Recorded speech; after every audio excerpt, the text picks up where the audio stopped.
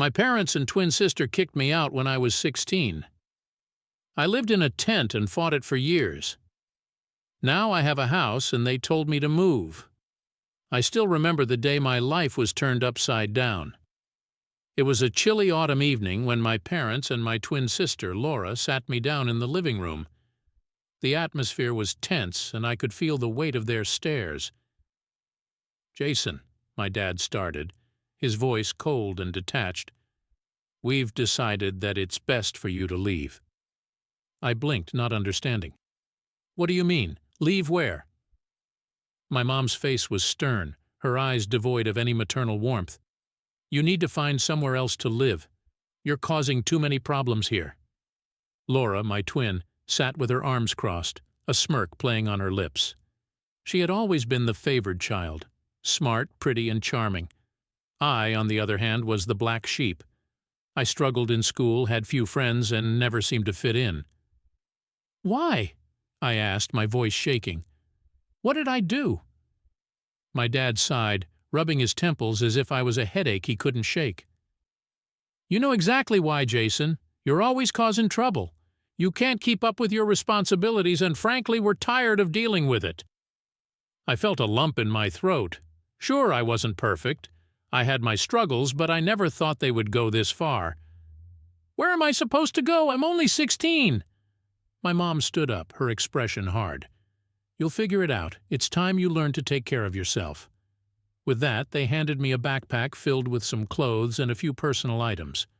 Laura watched with satisfaction as I was shoved out the door, the click of the lock echoing in the silent night. Standing on the front porch, the reality of my situation began to sink in. I was homeless. The chill in the air matched the coldness I felt inside. I wandered aimlessly for hours, my mind racing. Where would I sleep? What would I eat? How would I survive? Eventually, I found myself at a local park. It was deserted, the swings swaying gently in the breeze. I sat on a bench, trying to make sense of everything. The pain of my family's betrayal cut deep. They had abandoned me, left me to fend for myself without a second thought. As the night grew colder, I knew I needed to find shelter. I spotted a wooded area at the edge of the park and made my way there. Using the small flashlight from my backpack, I found a relatively dry spot under a tree. I set up the thin blanket I had been given and curled up, trying to find some warmth. Sleep was elusive. My mind kept replaying the events of the evening, the harsh words and cold stares. How had it come to this? I thought of Laura, safe and warm in her bed while I was out here, shivering and alone. The unfairness of it all was overwhelming. Over the next few days, I struggled to adapt to my new reality. I managed to scavenge some food from a nearby convenience store dumpster and found an old discarded tent that provided slightly better shelter than the blanket. It was tough, and I often went to bed hungry, my stomach gnawing with emptiness. I avoided school, fearing the questions and pitying looks from my classmates. I didn't want anyone to know how far I'd fallen. Pride, or maybe just fear of humiliation, kept me isolated. One day, while I was sitting by the park's fountain, a man approached me. He looked rough around the edges, his clothes worn and his beard unkempt. "Hey, kid," he said, his voice gruff but not unkind. "You look like you could use some help." I was wary, unsure of his intentions. "I'm fine," I muttered, looking away. He sat down next to me, ignoring my attempt to brush him off. "Name's Mike," he said, extending a hand. "I've been where you are. Trust me, it's tough to go it alone." Reluctantly, I shook his hand. "Jason," I replied. Mike offered me a sandwich, and my hunger won over my pride. I took it gratefully, devouring it in seconds. He watched me with a sympathetic eye. "There's a shelter a few blocks from here. They can help you get back on your feet." The idea of going to a shelter filled me with dread. Admitting I needed help felt like another defeat. But as the days grew colder and the nights longer, I knew I couldn't survive much longer on my own. With Mike's guidance, I found the shelter. It was a small, crowded place, but it was warm and offered a meal. The people there were kind, and though it was hard to let my guard down, I started to feel a glimmer of hope. Living in the shelter wasn't easy. It was a constant reminder of how far I had fallen. But it was also a place where I began to rebuild my life. I met others who had faced similar hardships, and their stories gave me strength. I wasn't alone in this struggle. The shelter's staff helped me find a part-time job at a local diner. It wasn't glamorous, but it was something. I saved every penny I could, determined to prove to myself, and maybe to my family, that I could make it on my own. Despite the progress I was making, the pain of my family's rejection never fully went away. It lingered, a constant ache that reminded me of what I had lost. But I used that pain as fuel, pushing myself to work harder and strive for a better future. Months turned into years, and slowly I began to climb out of the hole I had been thrown into. I found a small apartment shared with another young man I met at the shelter. It wasn't much, but it was a place I could call home. Looking back, the journey had been long and grueling, but each step forward was a testament to my resilience and determination. I had fought for my survival, for my dignity, and for a chance at a better life. The day I signed the lease on my first apartment, I felt a surge of pride and relief. I had done it. I had overcome the odds and built a new life from the ground up.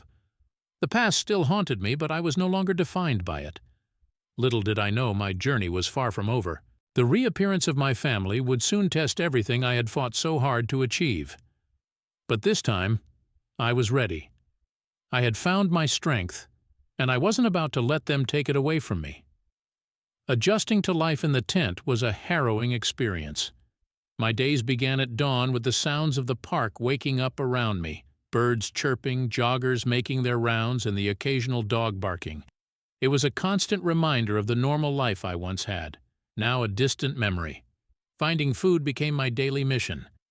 I scouted the alleys behind restaurants, hoping to find leftovers or discarded meals. The first few weeks my stomach was in a perpetual state of hunger, gnawing at me day and night. I learned quickly which places threw out edible food and which ones didn't. My pride took a back seat to survival. During the day, I frequented the local library.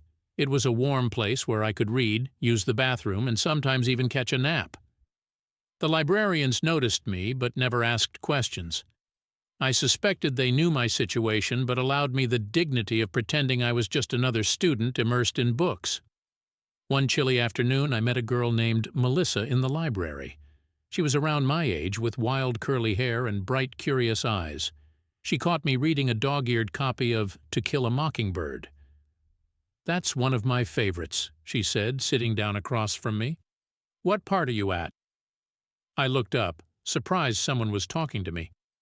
"The trial," I replied cautiously. "Atticus is questioning Mayella." Melissa nodded, her eyes lighting up. Such a powerful scene. Harper Lee really knew how to capture the complexities of human nature.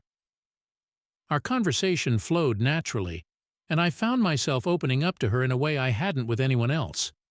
We began meeting at the library regularly, sharing our favorite books and discussing everything from literature to life struggles. I never told her about my living situation, but I had a feeling she knew something was off.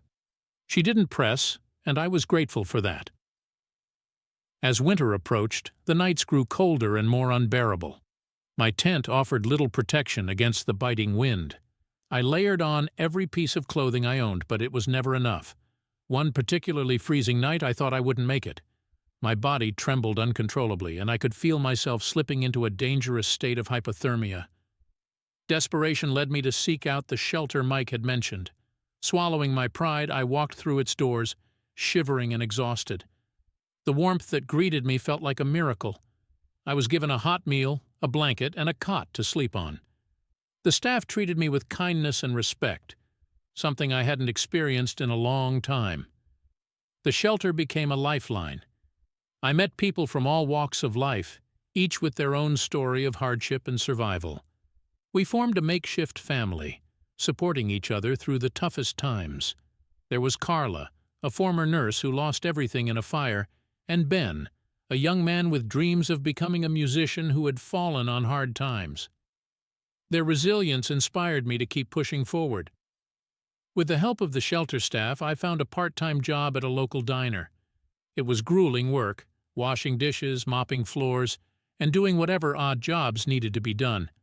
But it was steady, and it gave me a sense of purpose. Every dollar I earned went towards saving for a more permanent place to live.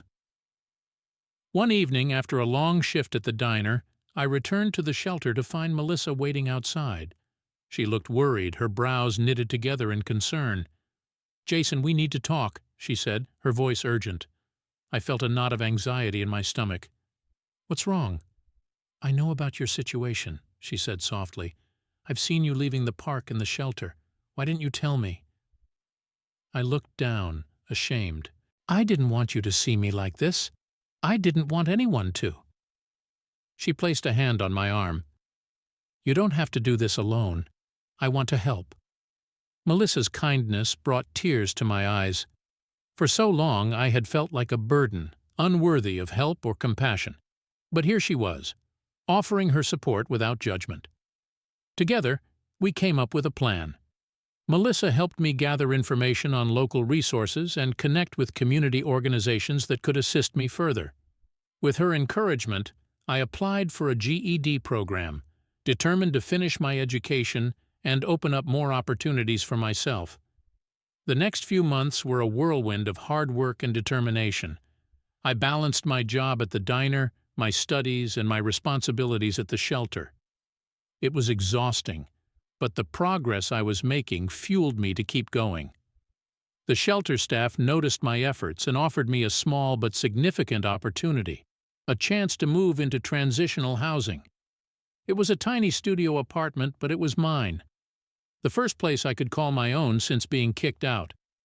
Moving in felt like a victory, a tangible sign that I was on the right path. As I settled into my new place, I reflected on the journey that had brought me here. From the cold nights in the tent to the warmth of the shelter and the support of new friends, each step had been a battle fought and won. My relationship with Melissa blossomed into a deep friendship, and I was grateful for her unwavering belief in me. I knew I still had a long way to go, but for the first time in years I felt hopeful. I was building a life on my terms, proving to myself that I was capable and deserving of happiness.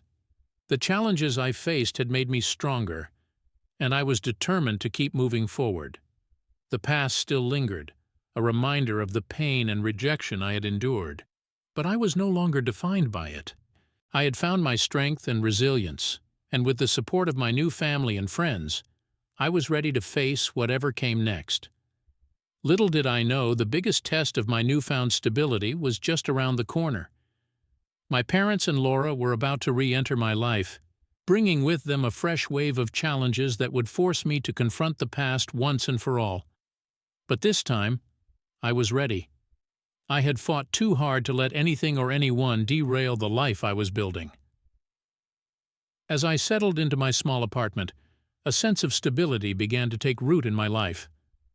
My job at the diner, while tiring, provided a steady income, and my GED classes gave me a renewed sense of purpose.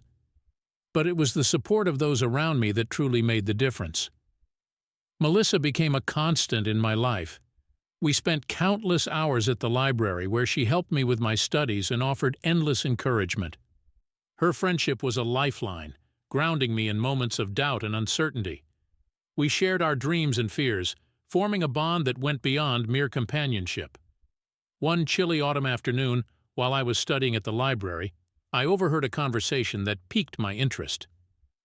A group of people were discussing a local organization that provided job training and placement services for young adults facing difficult circumstances. Intrigued, I approached them and introduced myself. "Hi, I'm Jason. I couldn't help but overhear your conversation. Could you tell me more about the organization you're talking about?" A woman named Karen, who seemed to be the leader of the group, smiled warmly at me. "Of course, Jason, we're with Project Hope, a non-profit that helps young adults like yourself gain the skills and support they need to build a better future. We offer various programs including vocational training, mentorship, and job placement services." My interest was immediately piqued. "That sounds amazing. How can I get involved?" Karen handed me a flyer with the organization's contact information. We have an orientation session next week. You should come and see if it's something that could benefit you." I thanked her and pocketed the flyer, feeling a spark of hope. This could be the opportunity I needed to take the next step in my journey. The following week, I attended the orientation session.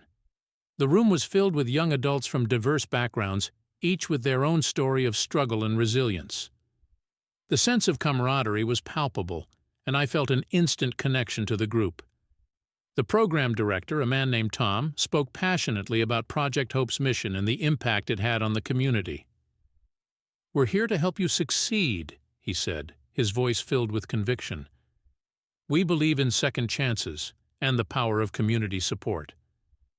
I signed up for a vocational training program in computer skills, hoping to expand my employment opportunities beyond the diner. The classes were challenging but rewarding, and I quickly found myself immersed in the world of coding and technology. Through Project Hope, I was paired with a mentor named David, a former tech professional who had turned to teaching after retiring.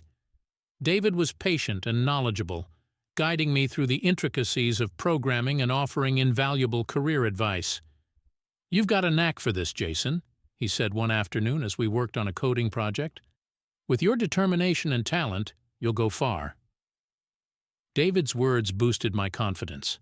For the first time, I began to see a future where I could thrive, not just survive. The support I received from Project Hope and my newfound community gave me the strength to keep pushing forward.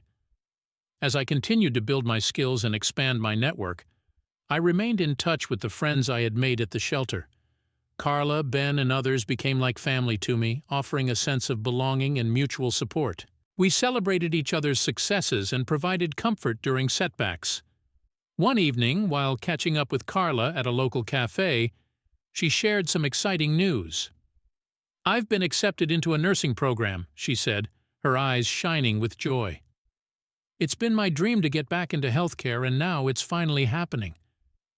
"That's incredible, Carla," I exclaimed, genuinely happy for her.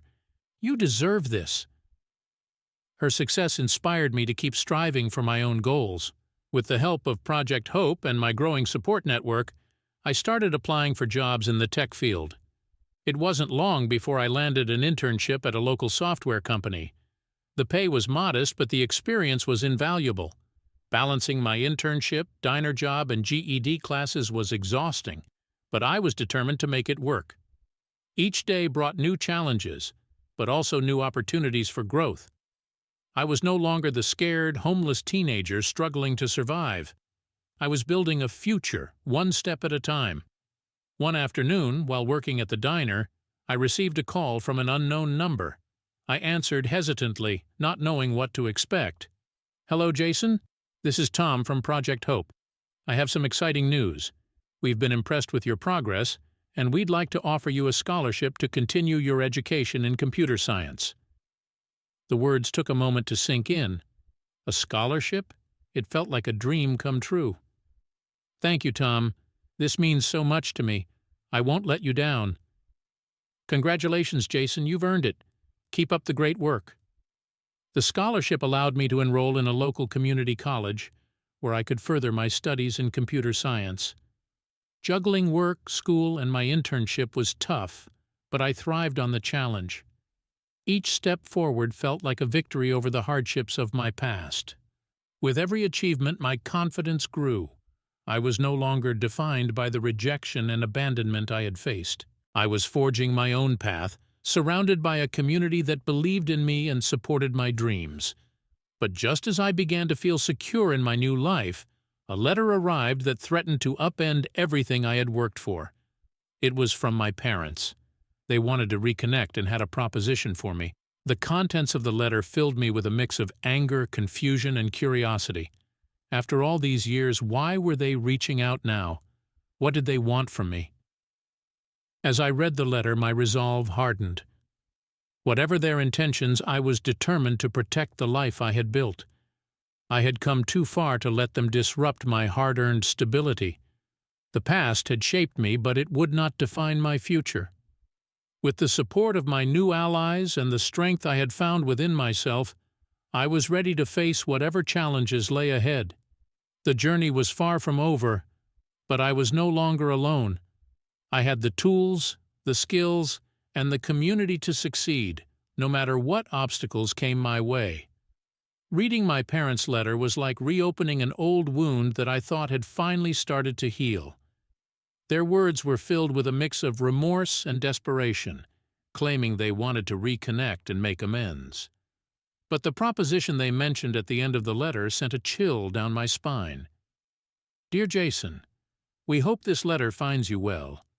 We've been following your progress and are proud of how far you've come. We regret our actions in the past and want to make things right. We are in a difficult financial situation and are hoping you could help us by letting us move in with you for a while. We need your support during this tough time. Love, Mom and Dad. I sat at my small kitchen table, the letter crumpled in my hand, anger and confusion swirling within me. After all these years, after everything I had been through alone, they wanted to move into my home? The audacity of their request was infuriating. That evening, I confided in Melissa about the letter. We met at our usual spot in the library, and I handed her the letter to read. She scanned it quickly, her brow furrowing with concern. Jason, this is a lot to process, she said gently. How do you feel about it? I sighed, running a hand through my hair. Angry, confused. Part of me wants to tell them to get lost, but another part of me, I don't know, Melissa. They're still my parents. Melissa nodded, understanding my internal conflict. You don't owe them anything, especially after what they did. But if you feel you need closure, maybe meeting them could help you decide. Her words made sense, but the thought of facing them again filled me with dread.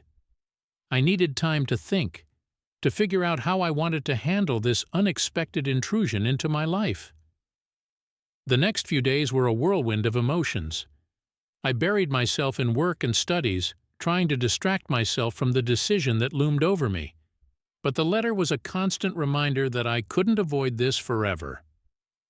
One evening, as I was walking home from the diner, I ran into Mike.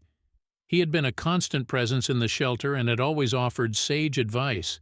Seeing him felt like a sign. Hey, Jason, he greeted me with a warm smile. You look like you've got something heavy on your mind.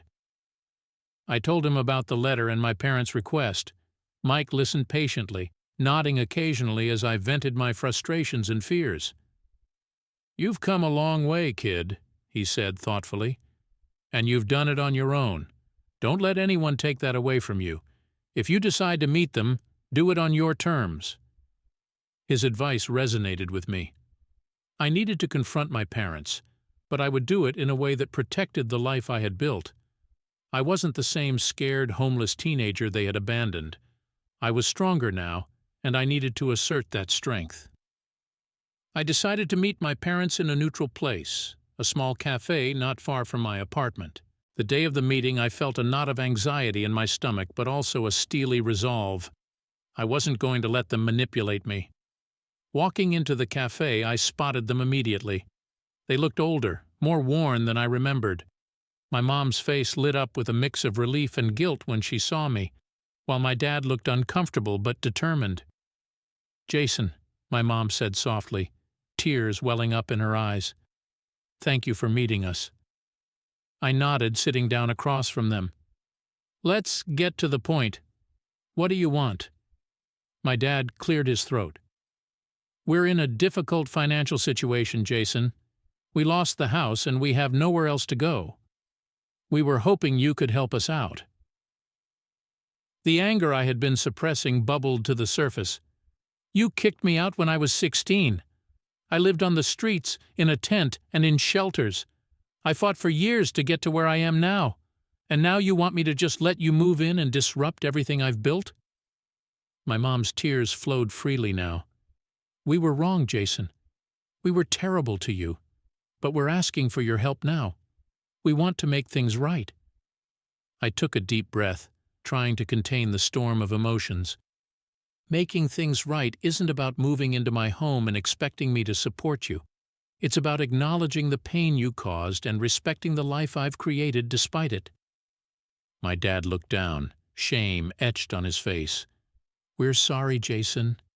Truly, we just don't know what else to do." I stood up, needing to assert my boundaries. "I can't let you move in, but I'm willing to help you find other resources like shelters or community programs. I'll give you the same chance I was given." They nodded, understanding but clearly disappointed.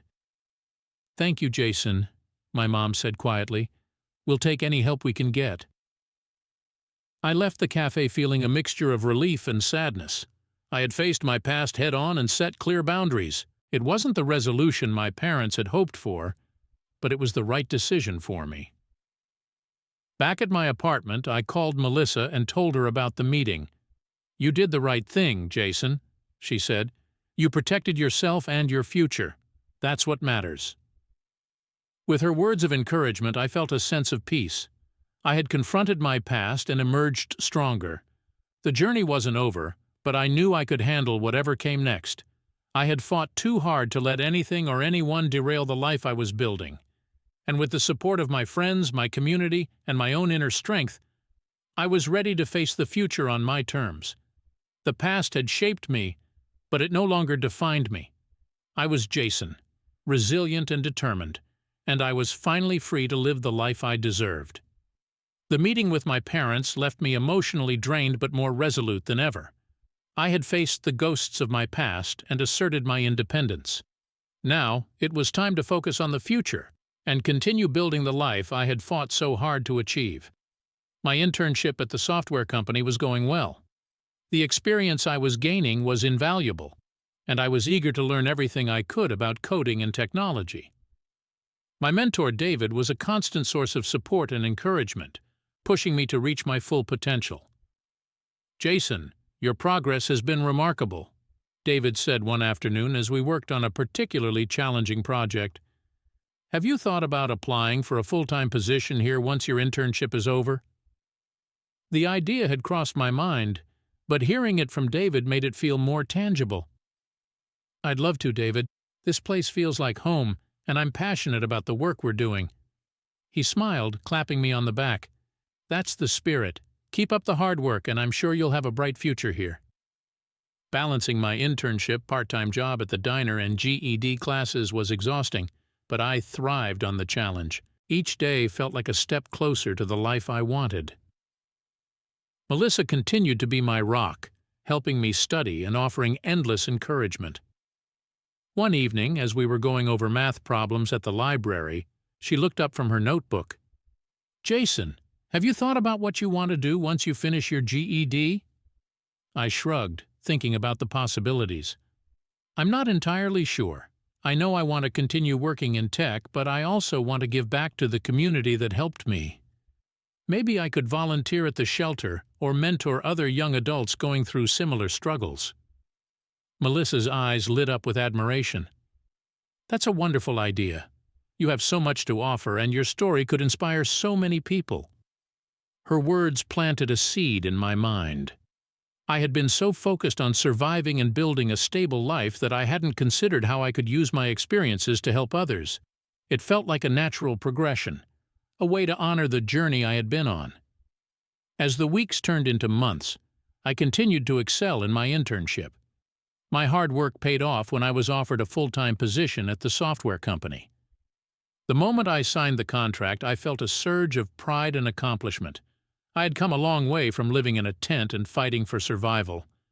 With a steady job and a secure income, I moved into a larger apartment. It wasn't luxurious, but it was comfortable and felt like a true home. I decorated it with personal touches, photos of friends, paintings from local artists, and mementos from my journey. Each item was a reminder of how far I had come. Melissa and I celebrated my new job and apartment with a small housewarming party. Carla, Ben, and a few others from the shelter community joined us. It was a joyous occasion filled with laughter and heartfelt congratulations. "Look at you, all grown up and successful," Carla teased, raising her glass in a toast. "To Jason, for showing us all what resilience and determination look like." We clinked our glasses, and I felt a deep sense of gratitude for the people who had supported me along the way. They had become my chosen family, and their presence in my life was a constant source of strength. One afternoon, as I was settling into my new job, I received an unexpected call from Tom, the director of Project Hope. "Jason, I wanted to congratulate you on your new position. We're all very proud of you." "Thank you, Tom. I couldn't have done it without Project Hope and the support you all provided." "That's actually why I'm calling," Tom continued. "We're launching a new mentorship program and we'd love for you to be a part of it. Your story is incredibly inspiring, and we believe you could make a significant impact on the lives of our participants." The idea excited me. "I'd be honored, Tom. When do we start?" We arranged a meeting to discuss the details, and soon I found myself back at Project Hope, this time as a mentor. Working with young adults who were facing similar struggles to what I had experienced was incredibly fulfilling. I shared my story, offered guidance, and helped them navigate the challenges of building a better future. One of the participants, a young man named Eric, reminded me of myself when I first arrived at the shelter. He was bright and determined but lacked the resources and support to achieve his goals. We worked together on his resume, applied for jobs, and I even taught him some basic coding skills. "Thank you, Jason," Eric said one afternoon after a particularly productive session. "You've given me hope that I can turn my life around." His words touched me deeply. "You're doing the hard work, Eric. I'm just here to support you. Keep believing in yourself, and you'll go far." As I continued to mentor others, I found a new sense of purpose. My life was no longer just about my own survival and success. It was about giving back and helping others find their path. The journey had come full circle, and I was determined to make a positive impact on as many lives as possible. Through my work at the software company, my involvement with Project Hope, and the support of my friends and chosen family, I had built a life that was rich with meaning and fulfillment. The scars of the past were still there, but they no longer defined me. They were a testament to my strength and resilience, a reminder of the battles I had fought and won. And as I looked towards the future, I knew that whatever challenges lay ahead, I was ready to face them. I had the skills, the support, and the determination to continue climbing out of the pit and reaching for the stars. My parents' reappearance had tested me, but it had also reaffirmed my resolve. This was my life, my journey, and I was finally in control. With a steady job at the software company, my volunteer work at Project Hope, and a cozy new apartment, my life was finally taking shape. The chaos of my past was still a part of me, but it no longer controlled my present or future. Each day, I focused on the things that mattered: my career, my community, and my personal growth. Melissa remained a constant presence in my life, our bond growing deeper with each passing day. She had been my rock through the darkest times, and now we were sharing in the joy of my successes. One evening, we sat on the balcony of my apartment, watching the sunset and reflecting on how far we had come.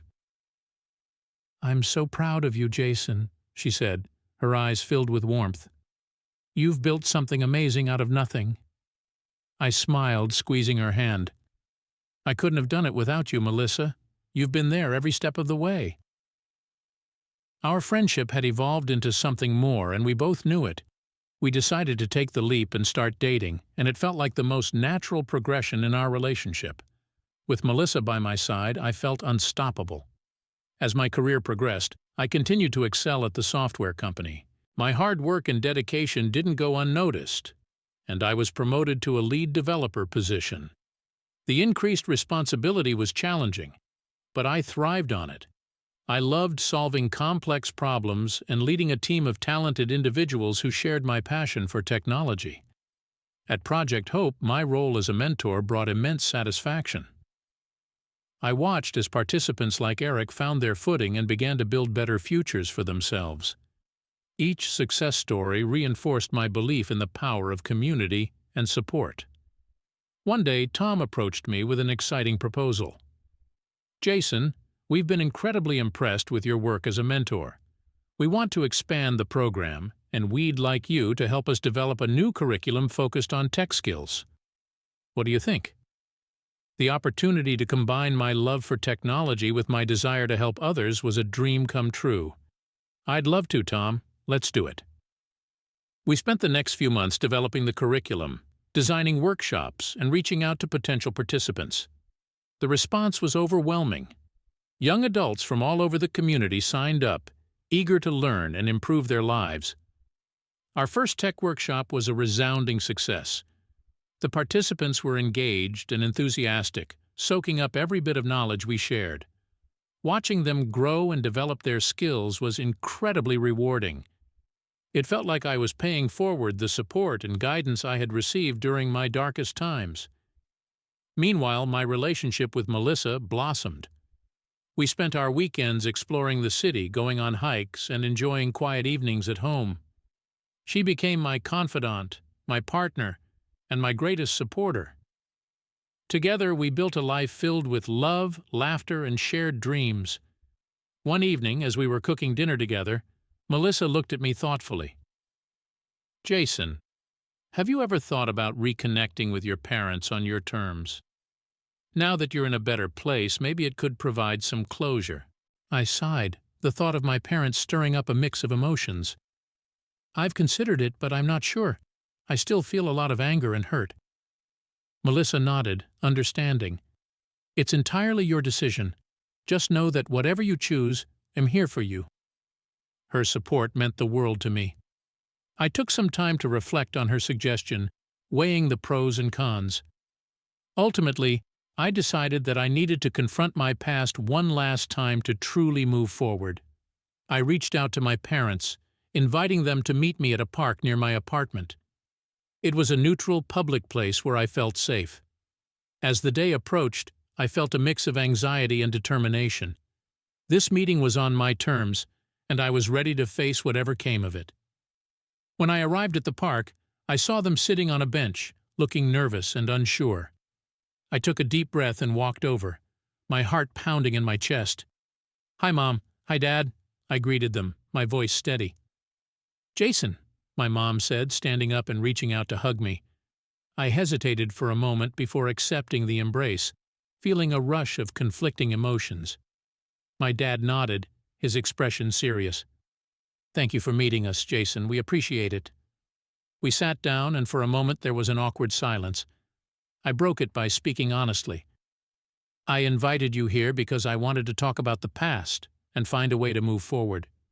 But I need you to understand that I've built a new life, and I won't let anything jeopardize that." My parents nodded, listening intently.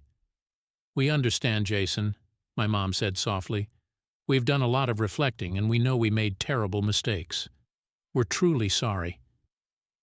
The sincerity in their voices was undeniable, but the wounds they had inflicted were deep. "I appreciate your apology, but it doesn't erase the pain. I need you to respect the boundaries I've set. I'm willing to help you find support, but I can't be your safety net." My dad sighed, looking down at his hands. "We understand. We just want to be a part of your life again, in any way you'll allow." I considered their words, feeling a mixture of relief and sadness. "We can start with small steps. I can't promise anything more than that right now." They nodded, accepting my terms. It was a start, a tentative step towards rebuilding our relationship. As we parted ways, I felt a sense of closure. I had faced my past and set the boundaries I needed to protect my future. Back home, I shared the experience with Melissa. She listened, offering comfort and support. "You did the right thing, Jason. I'm proud of you." With her by my side, I felt stronger than ever. My life was no longer defined by my past, but by the choices I made and the people I surrounded myself with. The future was bright, filled with endless possibilities. As I continued to grow in my career, volunteer work, and personal life, I knew that I was on the right path. The challenges I had faced had shaped me into the person I was today, resilient, compassionate, and determined. With each step forward, I was building a life of my own design, filled with purpose and fulfillment. And no matter what lay ahead, I knew I had the strength to face it. With Melissa, my friends, and my community by my side, I was ready to embrace the future and continue building the life I'd always dreamed of. Life settled into a comforting rhythm. My career was progressing well, My volunteer work at Project Hope was thriving, and my relationship with Melissa continued to deepen. I was finally in a place where I felt secure and happy. But life has a way of throwing curveballs when you least expect them. One sunny Saturday morning, Melissa and I were enjoying a leisurely breakfast on our balcony. The aroma of fresh coffee filled the air, and the city buzzed with the sounds of a weekend in full swing. As we chatted about our plans for the day, my phone buzzed with an incoming call from an unknown number. I hesitated before answering. "Hello, this is Jason." "Jason? It's Laura." My twin sister's voice, though familiar, felt like a jolt from the past. "I need to talk to you." A mix of emotions washed over me. It had been years since I'd heard from her. "Laura, what's going on? Can we meet? It's important, please," she pleaded, her voice breaking slightly. I glanced at Melissa, who gave me an encouraging nod. "Okay, Laura, where and when?" We arranged to meet at a cafe downtown that afternoon. I spent the next few hours feeling a mix of anxiety and curiosity. Laura had always been the favored twin, the golden child who could do no wrong. Her sudden need to reconnect left me wondering what had changed. Melissa offered to come with me for support, but I felt this was something I needed to face on my own. "I'll be okay. I need to see what she has to say." The cafe was bustling with weekend activity when I arrived. I spotted Laura sitting at a corner table, her face drawn and tense. She looked up as I approached, her eyes reflecting a mixture of relief and guilt. "Jason, thank you for coming," she said, standing to hug me.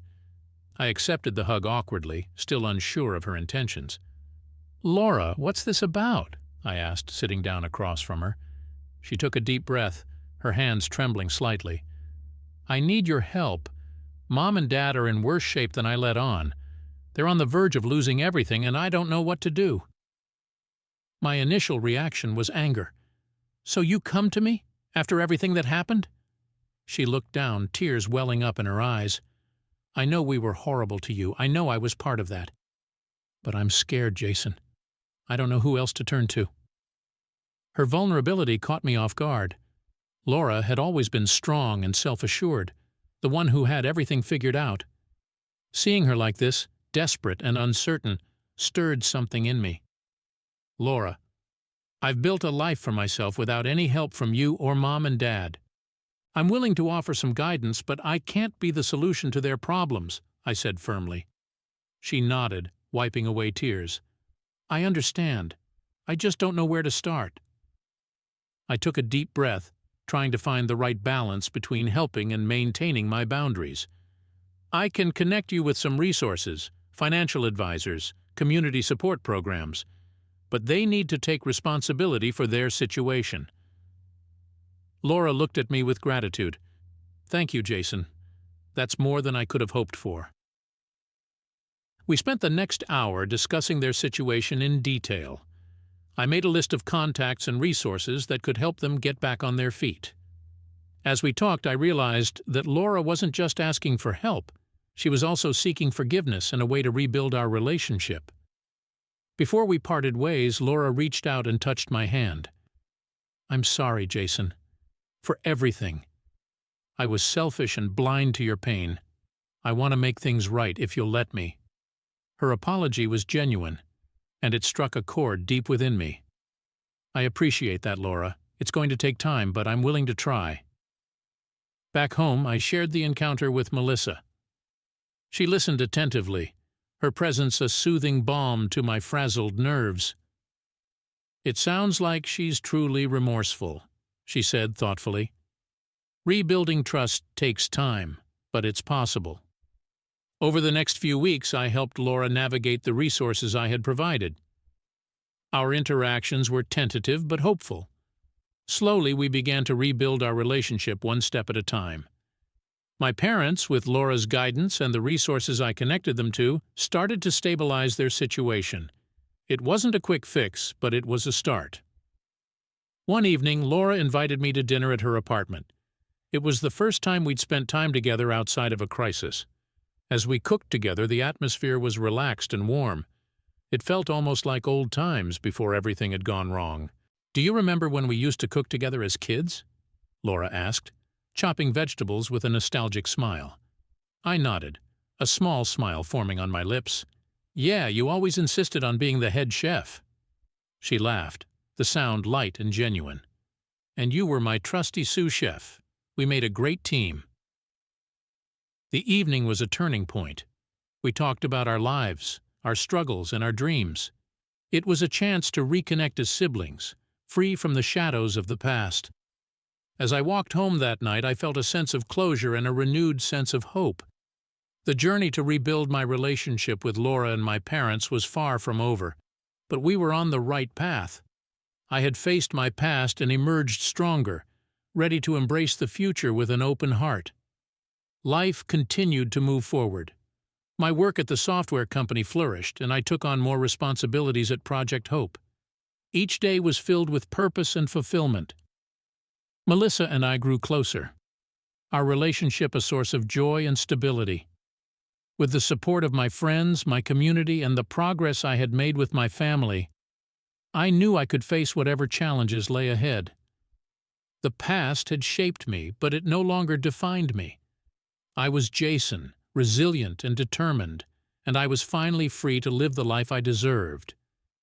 Reconnecting with Laura and my parents had been an emotional journey. While we were making progress, the scars of the past still lingered. Despite our efforts to move forward, there were moments when old wounds reopened, threatening to undo the fragile peace we had begun to build. One Saturday afternoon, Laura called me, her voice tinged with excitement and apprehension. Jason, Mom and Dad want to have a family dinner. They're really trying to make amends. Will you come? The thought of sitting down to a meal with my parents brought a knot of anxiety to my stomach. But I knew this was an important step in our reconciliation. All right, Laura, I'll be there. The dinner was set for the following weekend. Melissa offered to come with me for support, but I decided to go alone. This was something I needed to face head-on. When I arrived at my parents' apartment, I was greeted by the familiar scent of my mom's cooking. It was a small, modest place, a stark contrast to the home we once had. My parents greeted me with nervous smiles, and I could see the effort they were putting into making the evening special. Jason, it's good to see you, my dad said, extending a hand. I shook it, feeling the tension between us.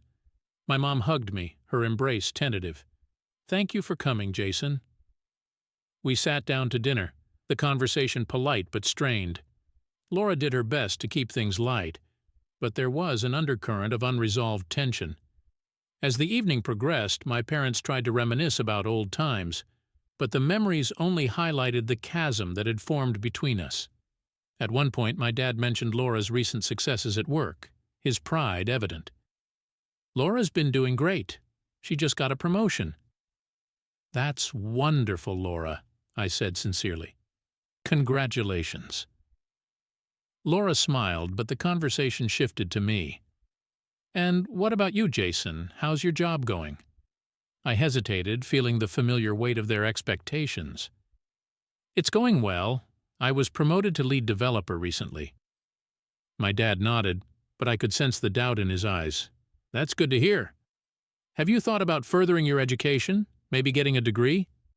The question felt like a punch to the gut. Despite all my achievements, it seemed like they still doubted my worth. I've been considering it, I replied, trying to keep my tone neutral, but I'm focused on my career and my work at Project Hope right now. My mom chimed in, her voice soft. We just want to see you reach your full potential, Jason. You've come so far and we're proud of you. Her words were well-intentioned, but they stung. The implicit comparison to Laura was always there, lurking beneath the surface. I took a deep breath, trying to push down the anger rising within me. After dinner, we moved to the living room for dessert. Laura brought out a cake she had baked, and we sat around the coffee table, the atmosphere slightly more relaxed. My parents asked about my work at Project Hope, genuinely interested in the impact I was making. As I talked about the mentorship program and the young adults we were helping, I saw a glimmer of respect in their eyes. It was a small victory, but it felt significant. Yet the evening took a turn when my dad brought up a sensitive topic. "Jason, have you thought about moving back closer to us? It would be nice to have the family together again." The suggestion caught me off guard, and a rush of memories flooded back, being kicked out, living in a tent, fighting to survive. The anger and hurt I had suppressed began to surface. "Dad, I've built a life where I am now. I can't just uproot everything." He sighed, looking disappointed. "We understand.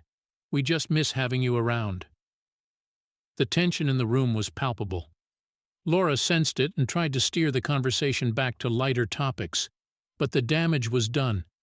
The wounds had been reopened, and I struggled to keep my emotions in check. As the evening came to an end, I excused myself, feeling the need to get some fresh air. Laura followed me out, her expression filled with concern. "Jason, I'm sorry. They're trying, but it's hard for them to let go of old habits." I nodded, taking a deep breath. "I know, Laura, it's not easy for me either." She hugged me tightly. "Thank you for coming. We'll keep working on this, together." Driving home, my mind raced with conflicting thoughts. I wanted to move forward and rebuild my relationship with my family, but the past was a heavy burden that was hard to shake. When I arrived home, Melissa was waiting for me, her eyes filled with concern. "How did it go?" she asked gently. "It was tough," I admitted, sinking onto the couch. "They're trying, but it's like they don't really understand how much they hurt me." Melissa sat beside me, wrapping her arms around me. "It's a process, Jason. Healing takes time. You're doing the best you can, and that's what matters." Her words were a comfort, but the evening had left me feeling raw and exposed. I knew that rebuilding trust with my parents would be a long and difficult journey, but I also knew that I had the strength to face it, one step at a time. Over the next few weeks, I focused on my work and volunteer efforts, channeling my energy into the things that brought me fulfillment. The mentorship program at Project Hope continued to thrive, and I took on more responsibilities at the software company, pushing myself to excel. Laura and I stayed in touch, our relationship slowly healing. She visited my apartment one evening, and we spent hours talking about our childhood, our dreams, and the future.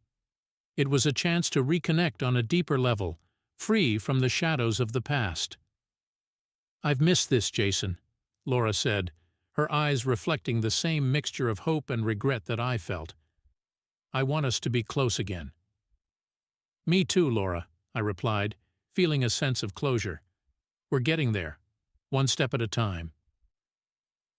As the months passed, I continued to navigate the delicate balance between rebuilding my relationship with my family and protecting the life I had built. The wounds were still there, but they were beginning to heal. With Melissa, Laura, and my friends by my side, I knew I had the support I needed to face whatever challenges lay ahead. The journey was far from over, but I was determined to keep moving forward. Each day was a testament to my resilience and strength, a reminder that I had overcome the odds and built a life filled with purpose and fulfillment. And no matter what the future held, I knew I was ready to embrace it with open arms. The months that followed were a blend of progress and challenges. Rebuilding my relationship with my family was an ongoing process, one that required patience and perseverance. Despite the occasional setbacks, I remained committed to moving forward, focusing on my career, my volunteer work, and my relationship with Melissa. One crisp autumn day, Laura called with an invitation. "Jason, we're having a family get-together this weekend.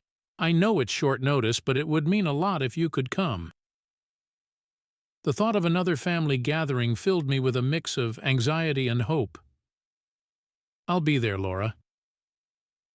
Melissa and I arrived at my parents' apartment that Saturday afternoon. The atmosphere was warm and welcoming, with the scent of my mom's cooking filling the air. My parents greeted us with genuine smiles, and Laura gave me a tight hug. As we settled in, I noticed subtle changes in my parents' demeanor. They seemed more relaxed, more willing to listen and engage without the constant comparisons to Laura. It was a small but significant shift, one that made me hopeful for the future. Dinner was a lively affair, filled with laughter and stories. My parents asked about my work and the mentorship program at Project Hope, showing genuine interest in my life. It felt like a breakthrough, a moment of connection that had been missing for so long. After dinner, we moved to the living room for dessert. As we enjoyed my mom's homemade pie, my dad cleared his throat. "Jason, we've been thinking a lot about what you said during our last dinner. We want you to know that we're proud of you and the life you've built. We understand if you don't want to move back closer to us. We just want to support you in any way we can." His words took me by surprise, and I felt a wave of emotion wash over me. "Thank you, Dad. That means a lot to me." My mom nodded, tears in her eyes. "We're so sorry for everything, Jason. We want to make things right and be a part of your life on your terms." It was the acknowledgement I had been longing for, a validation of my journey and my choices. "I appreciate that, Mom. I'm willing to keep working on this together." The rest of the evening was filled with heartfelt conversations and moments of genuine connection.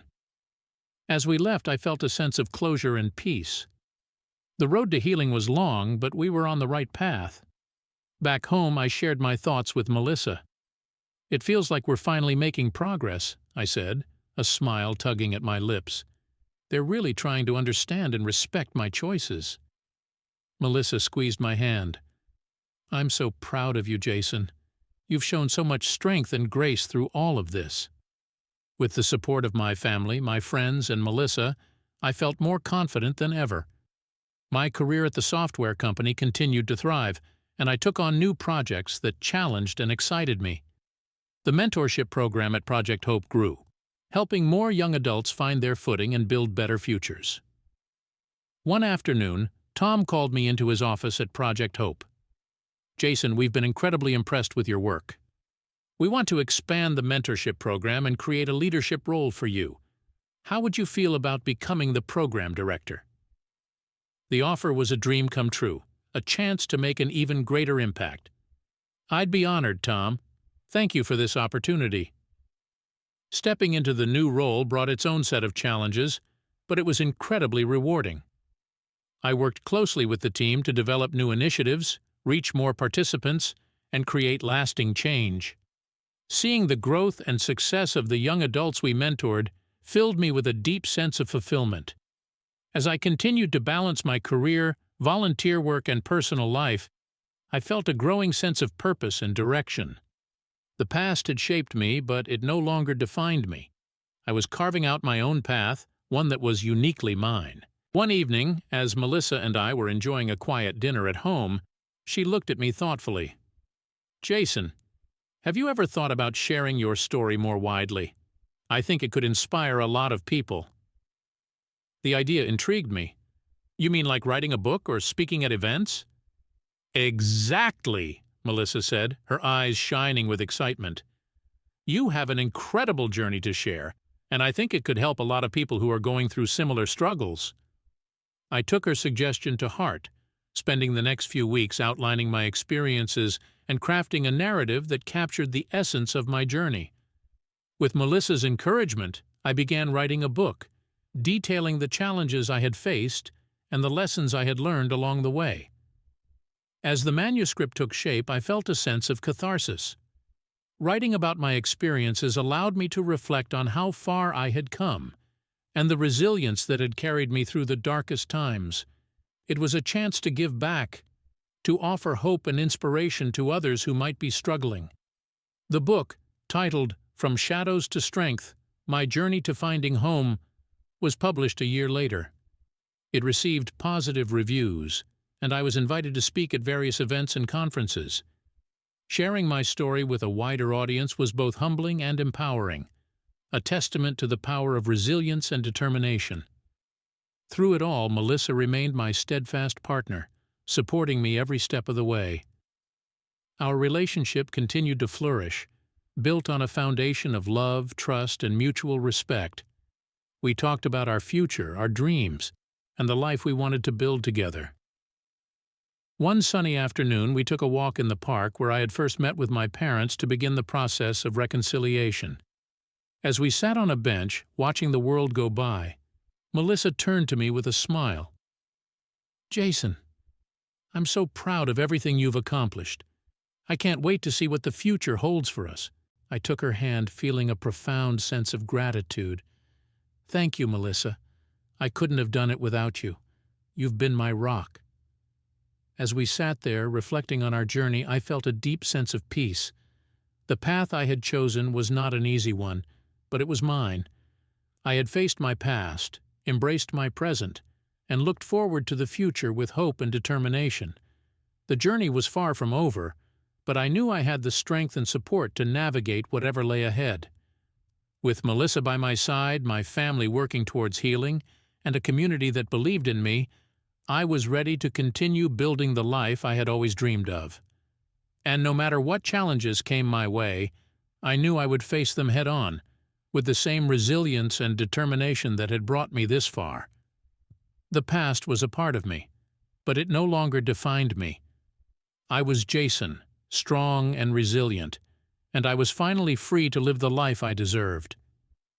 The publication of From Shadows to Strength, My Journey to Finding Home marked a significant milestone in my life.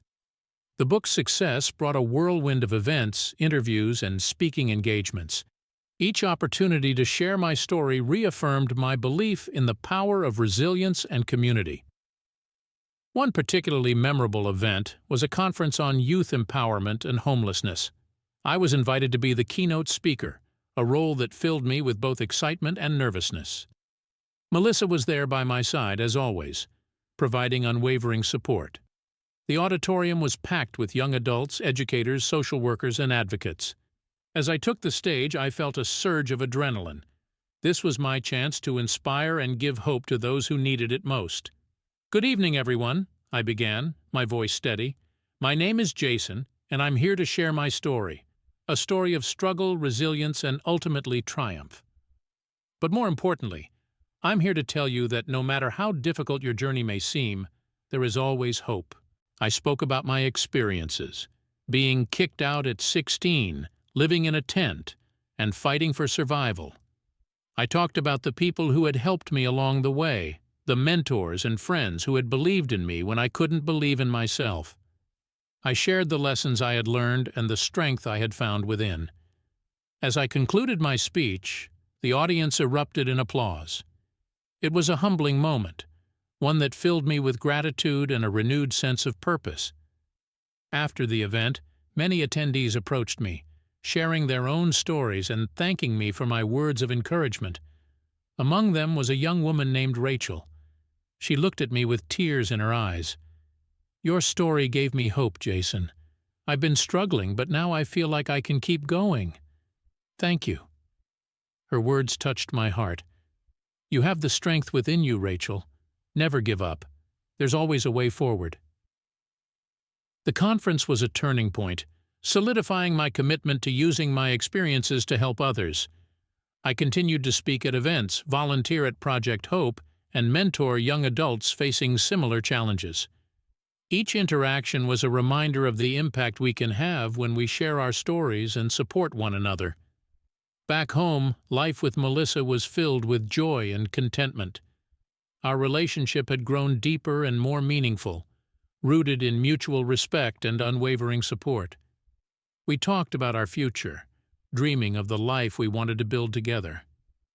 One sunny afternoon, we decided to take a walk in the park, the same park where I had faced my parents and begun the journey of reconciliation. As we strolled along the path, hand in hand, Melissa turned to me with a smile. "Jason, there's something I want to ask you," she said, her eyes sparkling with anticipation. Curious, I stopped and looked at her. "What is it, Melissa?" She took a deep breath, then pulled a small box from her pocket. "Jason, you've been my rock, my partner, and my best friend. I can't imagine my life without you. Will you marry me?" I was speechless, overwhelmed with emotion. Tears filled my eyes as I looked at the woman who had stood by me through everything. "Yes, Melissa. 1,000 times, yes." We embraced, both of us laughing and crying at the same time. It was a moment of pure happiness, A new beginning for our journey together. Our wedding was a beautiful, intimate affair surrounded by friends and family. Laura was my best person, and my parents, who had come a long way in their own journey of understanding and acceptance, were there to celebrate with us. It was a day filled with love, laughter, and the promise of a bright future. As Melissa and I exchanged our vows, I felt a profound sense of gratitude. The path that had brought me here was filled with hardships, but it had also led me to the most incredible people and experiences. I had found my strength, built a life of purpose, and created a family defined by love and support. In the years that followed, Melissa and I continued to grow both personally and professionally. We bought a house, filled it with warmth and memories, and talked about starting a family of our own. My career at the software company flourished, and the mentorship program at Project Hope expanded, helping more young adults find their way. One evening as we sat on our porch watching the sunset, I reflected on the journey that had brought me here. The boy who had once lived in a tent, struggling to survive, had grown into a man with a loving wife, a fulfilling career, and a community that believed in him. "Do you ever think about how far we've come?" I asked Melissa, my voice filled with wonder. She smiled, resting her head on my shoulder. "Every day, Jason. And I'm so proud of you, of us, for everything we've built." The future was filled with endless possibilities, and I was ready to embrace them with open arms. The challenges I had faced had shaped me, but they did not define me. I was Jason, resilient and determined, surrounded by love and support. To all of you who have followed my story, thank you for being a part of this journey. Your support and encouragement have meant the world to me. If there's one thing I've learned, it's that we all have the power to define our own paths and create our own happiness. I'd love to hear your thoughts and experiences. Have you ever faced similar challenges with your family? How did you overcome them? Let's continue this conversation and support each other in our journeys. Thank you for reading, and remember, no matter how difficult the road may seem, there is always hope. Keep moving forward and never give up on your dreams.